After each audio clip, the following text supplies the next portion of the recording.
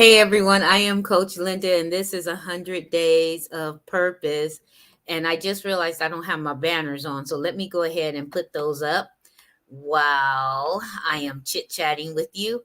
So, listen, there's today's topic is setting boundaries for access to you. And I'm not talking about, many people counsel the negative people in your life, this, that, and the other. That's not really what I'm talking about. Although you may need to counsel some of those people and give them limited or no access to you. However, um, but again, you have to be careful with that because there are times when people are in your life and they just disagree with you. They're not trying to pull you down, they're not trying to belittle you, they're not trying to harm you in any way. They just don't agree with you. And so you got to know the difference between someone who is sharpening you to make you better and someone who is absolutely trying to hold you back. But you want to set boundaries in the with the understanding that, listen, there are certain things that I can do because it aligns with my purpose, and then there's other things that I may not be able to do, one because it takes me out of my purpose, or it, even though I have the capability and the ability. Remember, we talked about yesterday setting limits for yourself. And so understanding that it's, I can go as far as this, but I can't go further than that. Even though I may have the ability or the capability of doing it, I may have the knowledge on how to do it, I may even be very good at doing it. But if it doesn't align with my purpose, I cannot, and I hate to say it this way, but I cannot waste my time doing that, right? I am I have a passion for graphic design, right? When before anyone was calling themselves a graphic designer or anything like that, I was making flyers, I was doing websites, I was doing all of that. I even started a company back in the day called San Leandro Online, where we did websites and we did graphic design. Although that's a passion of mine, it wasn't a sustainable passion, and it was not a part of my purpose. Yes, it was fixing the problems of other people, but it was limited to just that one thing.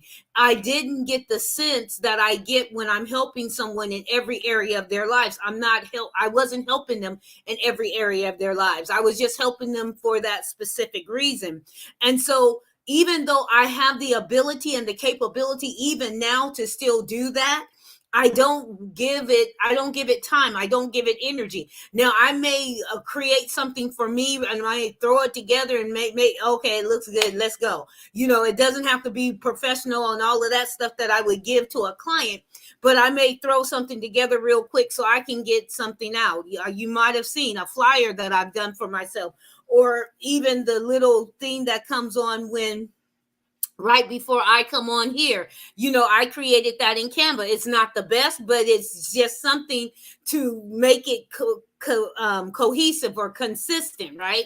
And so I do those things, and even though I have a passion for it and I look at it, and even when I hire graphic designers myself, I can better tell them what it is that I want. That's not something I need to spend my time in doing. So I have a passion for it. I have a passion for color theory. I have a passion for makeup. I'm not a makeup artist though. So I don't get into it the way that a MUA or a makeup artist would, but I like makeup. I'll play with makeup. I'll watch a makeup video and then go try to do it for myself. All of those things, those are passions, but they are not sustainable for me to be like, well, that's what I'm going to do with my life, or that's what I'm going to give to others. That's how I'm going to solve their problems. I am determined that my purpose is much more important to me than all of these little passions and these little fleeting passions, if you will, that I have. They are still there, and they've been there for years, and they will probably, as long as Linda is Linda, will be there. However, I realize that I need to set boundaries with my time, set boundaries with who I give access to my time. So you want to make sure that as a person of purpose, again, you're taking a sip of life. You're being strategic, you're being intentional, and you are being on purpose, right? So you can't give your time and energy to everyone. There, even in dating, you can't give your time and energy to everyone. Everyone that thinks you're beautiful, everyone that thinks that you are attractive, everyone that gives you their phone number. So at some point, you've got to say, you are not someone that I'm willing to pursue. And it's not anything against that individual. Hold on one second, because there's a whole lot of coughing going on over there. It's not something that you're saying that that's a bad individual, or that individual doesn't. You're just saying that you have to limit who you allow into your life, who you allow into your heart. And that then helps you with the disappointment. That then helps you with the things that don't seem to pan out. Many times we get in situations that don't seem to pan out because we allow our passions to take over and run us rugged and run us in the wrong direction and run us in places where we can't seem to find the satisfaction that we're looking for.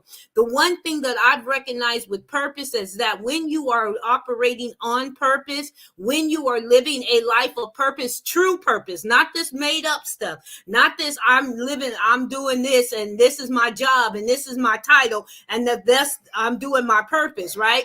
A lot of Christians get this wrong because they think because they are Christian that their only purpose is to go to church. Okay, but no. When you look at Jesus, Jesus did more than just go to the synagogue. And if Jesus is our example, then we got to do more than just go to church, right? We got to understand that, yes, the purpose of us going out, and Jesus even said, go into the highways and the byways and compel them to come. Other words, get out of the church house. It's not the four walls, right? And so when you think about that, you're supposed to be out and about telling people about the kingdom. That's part of your purpose. The other part of your purpose is the natural purpose. What is it that you are supposed to bring to the world? What is the reason why you are here, right?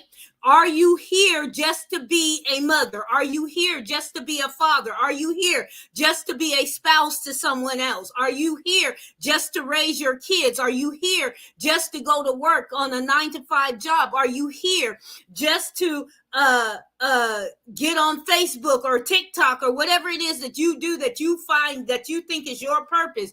Is that the only reason you were made? If you weren't doing that, could you find something else to do? Most times the answer is absolutely yes. There are other things that you can do besides the things you title yourself with, besides the things you label yourself with. And so you've got to learn how to set the boundaries and understand the time and see what's important to you in your life that you must give your time and energy to. And stop giving your time and energy and giving access to things that don't really matter. Now, before someone says this, and I'm closing, before someone says, well, Coach Linda, are you saying my family's not important? I never said that. Your family is very important. Are you saying my job isn't important? I didn't say that either. What I'm saying is you've got to know the whole you. You've got to understand all that encompasses you, and you've got to then put the boxes in order, put the priorities in order, and understand that purpose is always going to find a way. If you truly seek out your purpose, if you truly want to know why you exist, if you truly want to know what on earth are you supposed to be doing, then you will seek that out, and then you will understand how to limit your time and limit the access to you so that you can do what matters most.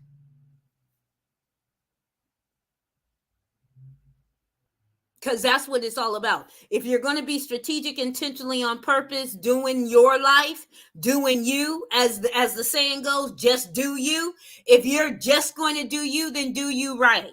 Do you the right way. Do you the way God intended. Do you the way you were created and designed to do you.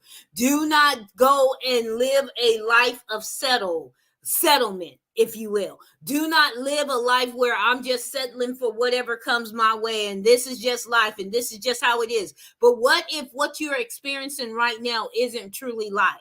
It's what you've allowed to have access to you.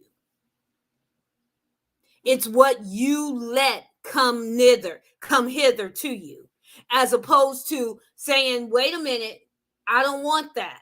This can come. You know, you ever seen a police officer get out and direct traffic? He'll be like, this road can go, right? This road got to stop. This road got to go, right? He's directing traffic. He's giving the priority goes to the people that he's waving along, right? If he's got his hand up like this, that means you don't have access. Your access right now is denied. Then he's going to shift it, and he's going to put out the hand to them, and he's going to tell them to come. Why? Because now you have access. That's what I'm talking about. Set your boundaries and give access to the things that need to have access to you. Give access to the people who need to have access to you, and stop living this life of, I'm just going to settle for whatever happens because I can't control life. You may not be able to control life. You may not know what tomorrow holds, but you will know when you are living a life of purpose. You will know what should be coming nigh you, what should be coming your way, what should be happening in your life. And you will have the wisdom and the knowledge enough to be able to allow those things in and halt the things that shouldn't be coming. Halt the difficulties, halt the craziness that life brings your way. Now, does that mean nothing crazy is going to slip through? Probably not. Probably going to be a little bit of crazy, but it'll have limited access to you. It'll have limited access to you. Limited access. But you've got to know who you are in the totality of who you are. Not because someone said that's who you are, not because that's what you believe or hope or wish you were, not because you saw somebody else being that and you decided, well, I can do that too. No. Who are you for real, for real? Who are you? And what on earth are you really supposed to be doing? Strategic, intentional, on purpose. Take that sip of life. I am Coach Linda. This is 100 Days of Purpose. And I want you to know that only those that can see the invisible, can achieve the impossible. And I want you to dare to be you, because the world is willing to adjust. It's willing to adjust to the boundaries you set, and it's willing to only give access to what you say can have access. But you have got to get strategic, intentional, and on purpose, deliberately on purpose about your life. So know exactly who you are, and then walk therein.